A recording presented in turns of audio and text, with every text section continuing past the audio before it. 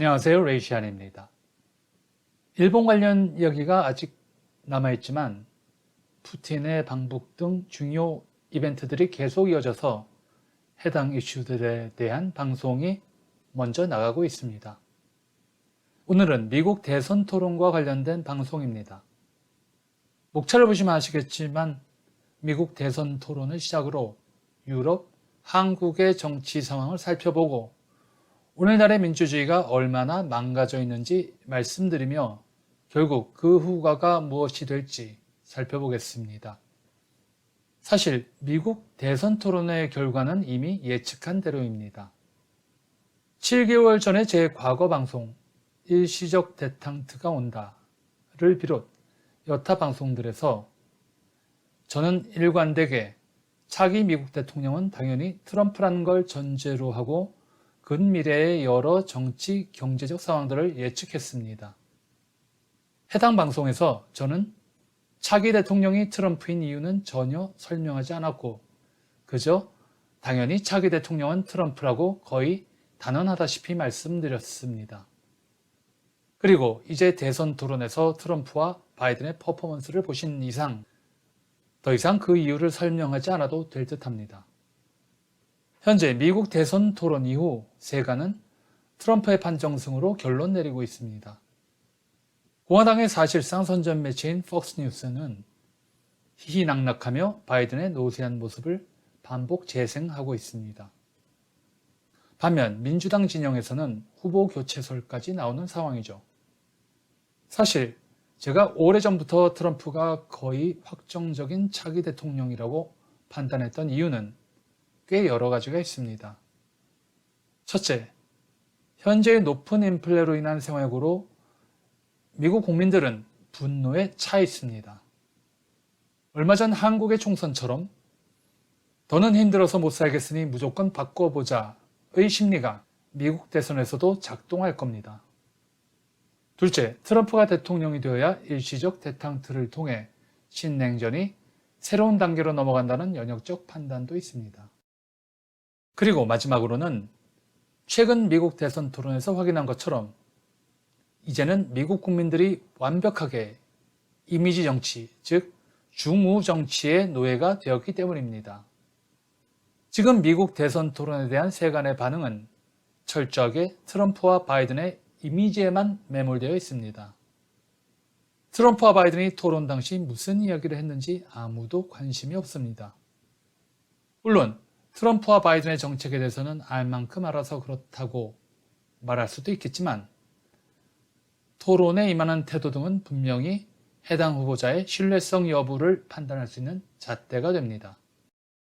저는 해당 대선 토론을 처음부터 끝까지 2번 시청했습니다.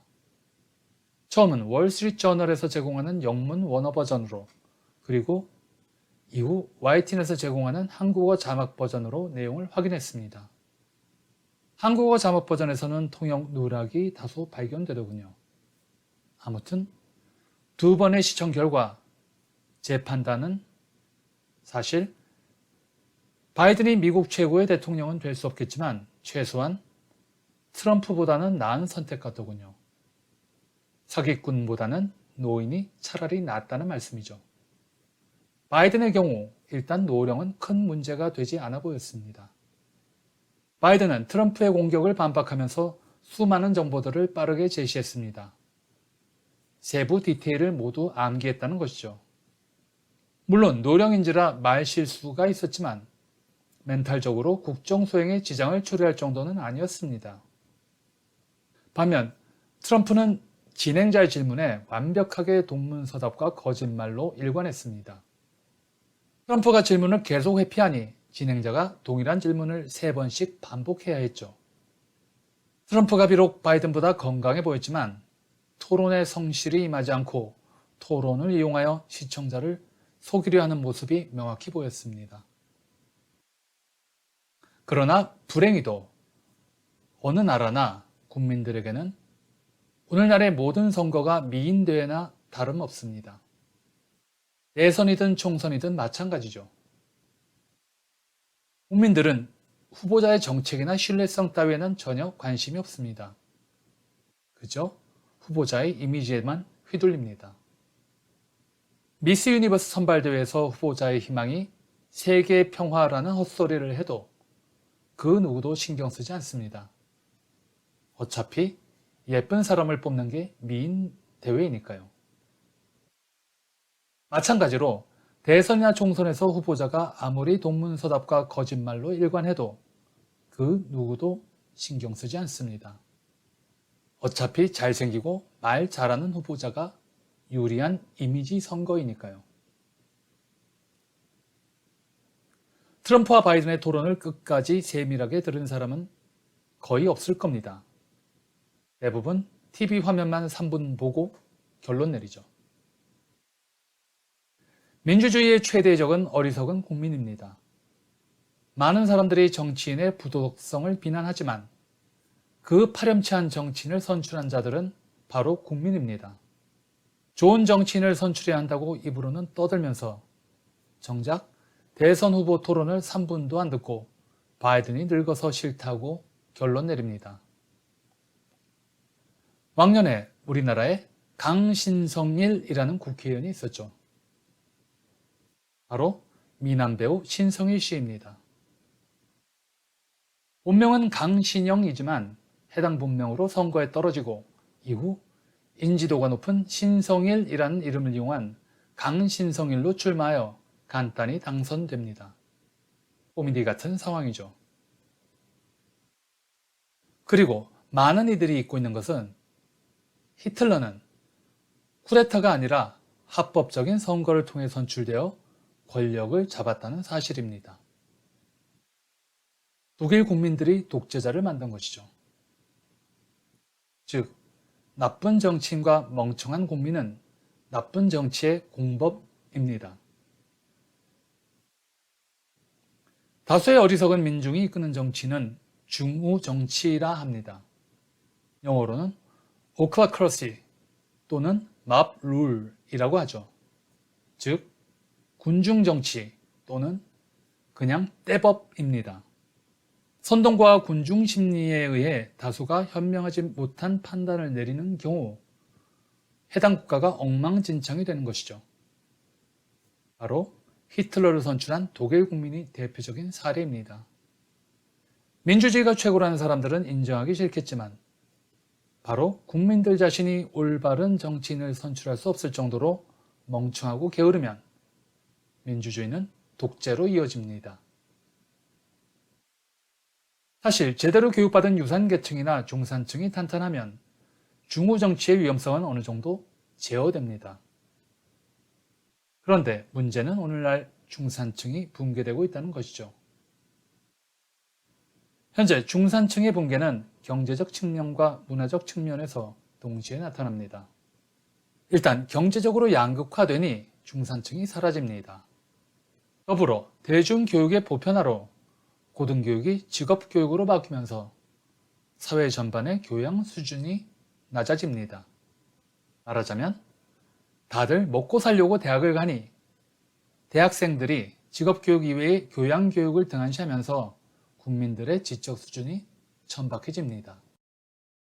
그 대표적인 사례가 2024년 현재 극우 정치가 만연한 유럽입니다. 2024년 6월 30일 현재 진행되는 프랑스 총선 1차 투표에서 프랑스 역사상 최초로 극우 정당이 다수당을 차지할 것으로 예상되고 있습니다. 현재 여론조사에서 32 내지 36.5%의 지지율로 부동의 1위를 차지하는 국민연합이죠. 2위는 재밌게도 좌파 세력이 결집한 신인민전선이고요. 3위가 현재 여당입니다. 이런 양상은 유럽의 여타 국가에서도 유사하게 나타납니다.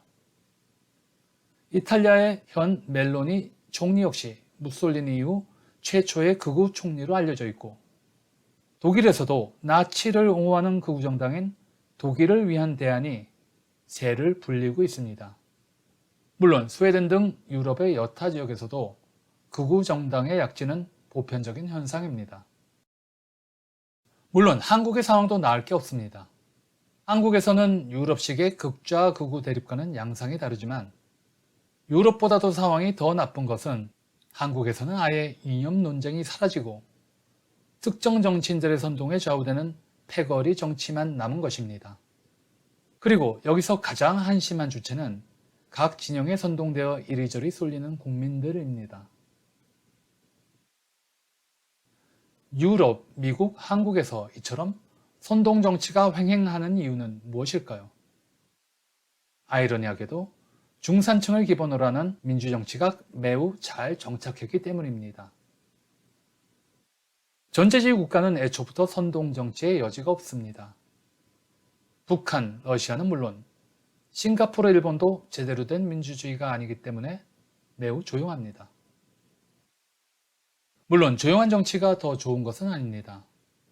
그러나 유럽, 미국, 한국의 민주주의가 탄탄한 중산층에 기초한 모범적인 민주정치였기 때문에 민주주의의 기초인 중산층이 붕괴하면 싱가포르, 일본 등의 가짜 민주주의보다도 오히려 더 흉한 몰골의 민주주의로 바뀌는 건 당연지사입니다. 반면 중산층의 정치 참여도가 낮은 일본의 경우는 비록 후진적 정치 시스템이지만 엔저로 중산층이 무너져도 예전의 정치 상황과 크게 달라지는 바는 없습니다. 과거 마르크스는 하부 구조가 상부 구조를 결정한다고 말했습니다. 생산관계의 총체가 사회적, 정치적, 정신적 프로세스를 제약한다는 것이죠. 더 쉽게 말하면 먹고 사는 방식이 변화하면 정치, 사회 시스템이 뒤틀린다는 이야기가 되겠죠. 사실 이는 노골적일 정도로 당연하고 현실적인 주장입니다. 현재 부익부 빈익빈의 추세는 극한까지 심화될 태세입니다. 만약 먹고 사는 방식이 정치 시스템에 영향을 미친다는 마르크스의 주장이 타당하다면 중산층이 사라진 시대의 민주주의는 지금과는 전혀 다른 양상을 보일 것입니다. 우리가 아는 민주주의는 안정된 경제 기반을 가진 중산층이 납세의 의무를 부담하여 국가 경제를 떠받치고 국가의 정치에 참여하는 구조입니다. 그런데 국민의 다수가 기본소득제에 의지하며 납세의 의무에서 면제되는 구조라면 1인 1표라는 보통선거제의 타당성에 의문이 제기될 수 있습니다. 과거 저는 인류 사회의 미래가 궁금하면 일본을 바라보라고 종종 말씀드렸습니다. 따라서 정치 시스템의 미래가 궁금하면 역시 일본을 살펴볼 필요가 있습니다. 현재 일본의 정치 시스템은 사실상 민주주의가 아닙니다.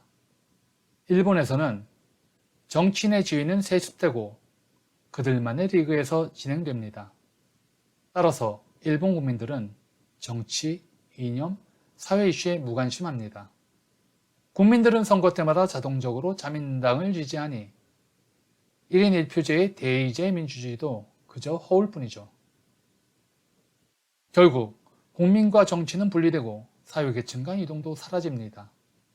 일종의 계급사회가 된 것이죠. 바로 제가 과거 방송에서 말씀드렸던 카스트 사회가 바로 일본입니다. 그렇다면 중산층의 붕괴로 시작된 민주주의의 위기로 전 세계 민주주의 국가는 결국 일본식의 계층사회로 귀결될까요? 단어는 어렵지만 기본소득제가 정착된다면 충분히 가능합니다. 기본소득제가 정착되면 이때부터는 정치인이 누가 되든 내 경제적 삶에 아무런 영향이 없습니다. 이때는 버둥대지 않아도 굶어 죽을 걱정이 사라지니 계층 상향 이동의 희망도 쉽게 포기합니다. 내 주변 모두가 마찬가지니까요. 결국 안정된 일상만 남게 되고 세상도 정치도 안정될 겁니다. 물론 국민들의 정치에 대한 관심도 국가에 대한 애착도 점점 약화될 것입니다. 바로 국민국가의 종말이죠. 물론 이런 이야기들은 꽤 먼 미래의 이야기들입니다. 따라서 언뜻 생각하면 지금 우리 삶과는 아무런 상관없는 SF 소설 같은 이야기이죠. 그러나 먼 미래의 사회상을 어느 정도 이해해야 미래 사회로 가는 경로에서 우리들이 앞으로 겪게 될 정치, 경제, 사회의 변화 양상을 그려내고 이해할 수 있습니다. 먼 미래를 이해하면 당장 AI와 로봇이 바꿀 내일의 우리 사회를 예측할 수 있는 것이죠. 이것이 바로 제 채널에서 머나먼 미래 사회 이야기를 계속하는 이유입니다. 바로 내일의 생존을 위해서입니다. 오늘은 여기까지 하겠습니다. 좋아요, 구독, 알림 설정해 주시면 좋은 콘텐츠로 보답해 드리겠습니다. 감사합니다.